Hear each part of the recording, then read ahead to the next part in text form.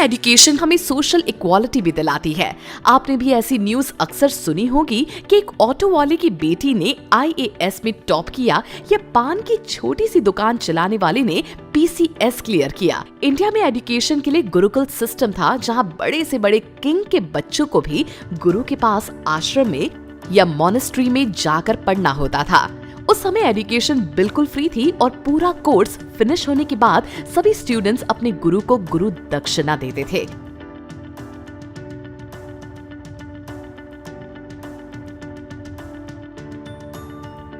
Education knowledge gain करने और दुनिया को समझने का एक टूल है। हर सिविलाइजेशन में एजुकेशन एक की पार्ट रहा है। अब ऐसे ही ना थोड़ी आपकी मम्मी डांट लगाती रहती है कि बेटा पढ़ाई कर ले वरना पीछे रह जाएगा, और इसीलिए माइंड वॉर्स की भी बस यही कोशिश रहती है कि आपको एजुकेट करे, पर जरा इंटरेस्टिंग वे से।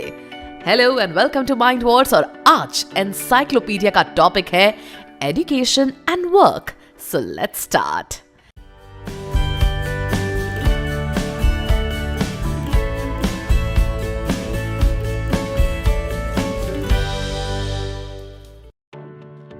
नाइनटीन 1948 में एजुकेशन को Universal Declaration of Human Rights का हिस्सा बनाया गया।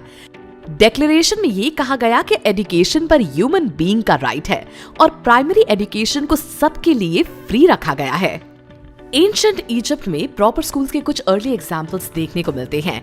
एजुकेशन इंडिविजुअल और सोसाइटी दोनों के लिए बेनिफिशियल है।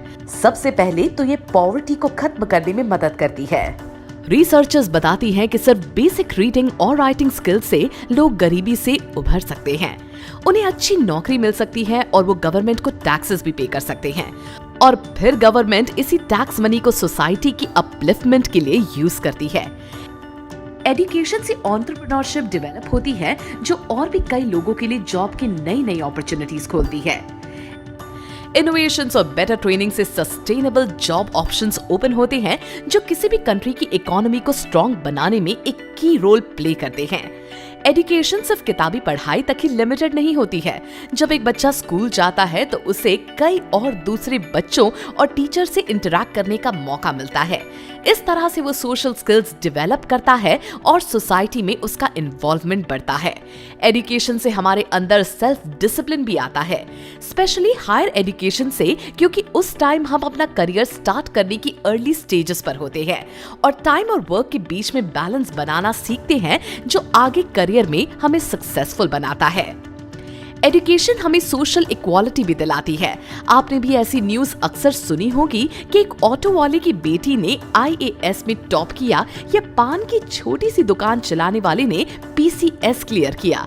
जी हाँ, वैसे तो कोई काम छोटा नहीं होता, पर एजुकेशन आपको वो चांस देती है कि आप अपनी पसंद का काम करना चूज कर सके और सोसाइटी में एक एग्जाम्पल क्रिएट कर सके। एजुकेशन से हमें दुनिया को समझने की समझ डेवलप होती है। ये हमारा एक परसेप्शन और ओपिनियन डेवलप करती है। हमारी इंटेलिजेंस का दायरा बढ़ता है और हम सिचुएशंस को बेहतर तरीके से समझने और डील करने के काबिल बनते हैं। और सबसे इम्पोर्टेंट बात, एजुकेशन हमें सशक्त बनाती है, यानी एम्पावर करती है। ये लोगों को सोचने, सवाल करने और एक्शन लेने के लिए एनकरेज करती है। एजुकेशन सभी के लिए न्यू चॉइसेस और अपॉर्चुनिटीज ओपन करती है। पर सोचने वाली बात यह है कि इतनी इंपॉर्टेंस के बाद आज भी वर्ल्ड में एजुकेशन इक्वालिटी मेंटेन नहीं हो पाई है। स्टैटिस्टिक्स बताते हैं कि 6 से 17 इयर्स की करीब 130 मिलियन गर्ल्स स्कूल अटेंड नहीं करती हैं, बल्कि लड़कों के साथ ऐसा कुछ भी नहीं है। ज्यादातर लड़कियां घर के काम में फैमिली का हाथ बटाने के लिए स्कूल ड्रॉप कर देती है, और कुछ तो कभी स्कूल गई ही नहीं और ना ही वो लिखना या पढ़ना जानती है। वर्ल्ड वाइड बहुत सारी ऑर्गेनाइजेशन ऐसी हैं जो इस सिचुएशन को इम्प्रूव करने की कोशिश कर रही हैं। ये पक्की बात है कि अगर लड़कियों को स्कूल भेजा जाए तो वो एक अच्छा करियर बनाकर अपनी फैमिली को अच्छा सपोर्ट दे सकती हैं और कम्युनिटी और सोसाइटी की तरह भी अपना कंट्रीब्यूशन दे सकते हैं। इंडिया की बात करें तो सबसे पहले एजुकेशन को ओरली पास ऑन किया जाता था। एंशिएंट इंडिया में एजुकेशन गेन करना एक 3 स्टेप प्रोसेस था। पहला फेज था श्रवण। इसका मतलब होता है सुनना, यानी हियरिंग। इस फेज में स्टूडेंट्स श्लोक को बस सुनते थे। सेकेंड फेज था मनन मीन्स रिफ्लेक्शन, जिसमें स्टूडेंट्स सोचते, एनालाइज और इंटरफेयर करते थे। थर्ड फेज था निधिध्यासना, जिसमें वो पढ़ी गई थियरी को प्रैक्टिकली अप्लाई करते थे। इंडिया में एजुकेशन के लिए गुरुकुल सिस्टम था, जहां बड़े से बड़े किंग के बच्चों को भी गुरु के पास आश्रम में या मोनेस्ट्री में जाकर पढ़ना होता था। उस समय एजुकेशन बिल्कुल फ्री थी और पूरा कोर्स फिनिश होने के बाद सभी स्टूडेंट्स अपने गुरु को गुरु दक्षिणा देते थे। चाइना में सबसे पहला एजुकेशन सिस्टम 2076 बीसी में सिया डायनेस्टी में शुरू हुआ, जिसमें चाइनीज रिचुअल्स, लिटरेचर और आर्चरी की ट्रेनिंग दी जाती थी। आज हायर यूनिवर्सिटीज ओल्ड स्कूल से ही डेवलप की है। The national autonomous university of Mexico को हायर एजुकेशन देने के लिए 1551 में एस्टैब्लिश किया गया था। इंडिया में सबसे पहले हायर एजुकेशन के लिए 5th सेंचुरी में बनी थी 2 यूनिवर्सिटीज, नालंदा और तक्षशिला, जहां दूसरी कंट्री से भी लोग पढ़ने आते थे। बांग्लादेश में तो एक बहुत ही इंटरेस्टिंग स्कूल देखने को मिलती है। ये है एक फ्लोटिंग स्कूल। एक्चुअली बांग्लादेश में फ्लड्स बहुत आते हैं और बच्चे स्कूल नहीं जा पाते। इससे कोप अप करने के लिए वहीं एक आर्किटेक्ट मोहम्मद रिजवान ने बोट्स पर ही स्कूल बना दिया और नाम दिया फ्लोटिंग स्कूल। ये बोट रोज घर से स्टूडेंट्स को पिक करती है, दिन भर बच्चे फ्लोट करते हुए पढ़ते हैं और फिर स्कूल खत्म होने पर उन्हें घर भी ड्रॉप कर देती है। Interesting right? वैसे एजुकेशन लेने का सीधा मकसद अच्छा काम करने और करियर बनाने से होता है।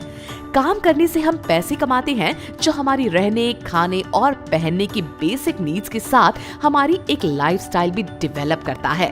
एजुकेशन काम करने के कई रास्ते खोलती है। गवर्नमेंट हो या प्राइवेट जॉब, कंप्यूटर बनाने से बिल्डिंग्स बनाने तक, cooking, banking, teaching, doctor, engineer या डांसर बनना हो। पढ़ाई के बाद ऐसे कई काम हैं जिनमें लोग अपना करियर बनाते हैं, लेकिन किसी भी जॉब को परफेक्टली करने के लिए कॉलेज के बाद लोग ऑन जॉब ट्रेनिंग करते हैं, जहां पर उन्हें प्रैक्टिकल माहौल में काम करने का मौका मिलता है। फॉर एग्जाम्पल, अगर कोई शेफ बनना चाहता है तो वो किसी बड़े होटल में ऑन जॉब ट्रेनिंग करके अपने आप को प्रैक्टिकली रेडी करता है। पर कुछ लोग ऐसे भी होते हैं जो अपना काम करने के पैसे नहीं लेते। ऐसे लोगों को वॉलंटियर्स कहा जाता है, जिनका काम बस दूसरों की हेल्प करना होता है। कुछ लोग ये काम अर्ली वर्क एक्सपीरियंस के लिए भी करते हैं। आज काम मैन और मशीन के कॉम्बिनेशन से किया जाता है। बड़ी बड़ी इंडस्ट्रीज में रोबोट्स और हैवी मशीन्स के जरिए वर्क को एफिशिएंटली किया जा रहा है। उतना ही नहीं, आजकल बहुत सी सर्जरीज भी रोबोट से की जाती हैं, जिसे एक्सपर्ट डॉक्टर्स ऑपरेट करते हैं। इंडिया में स्किल्ड बेस्ड जॉब्स जैसे carpentry, plumbing, electrician, health care, robotics, beauty therapy etcetera को एनकरेज करने के लिए स्किल इंडिया मिशन इनिशिएटिव की शुरुआत भी की गई है। स्कूल्स में भी अब इनको सिखाना मैंडेटरी कर दिया गया है, क्योंकि हुनर कभी बेकार नहीं जाता है। तो आप आगे चलकर क्या बनना चाहते हैं? कौन सा वो काम है जो आप करना चाहते हैं? करियर के लिए आप क्लियर हैं या कंफ्यूज्ड? कमेंट्स में हमें अपनी चॉइसेस जरूर बताइएगा। हमें भी तो पता चले कि आप कितने एम्बिशियस और फोकस्ड हैं। और हाँ, ये भी बताइए कि माइंड वॉर्स की प्लेलिस्ट आपको कैसी लगती है और आप हमसे किस टॉपिक पर इंफॉर्मेशन चाहते हैं। आपका फीडबैक हमारे लिए बहुत वैल्यूएबल है। So do subscribe to our Mind Wars YouTube channel and stay tuned with us. जल्दी से प्ले स्टोर पर जाकर माइंड वॉर्स का नया ऐप डाउनलोड कीजिए।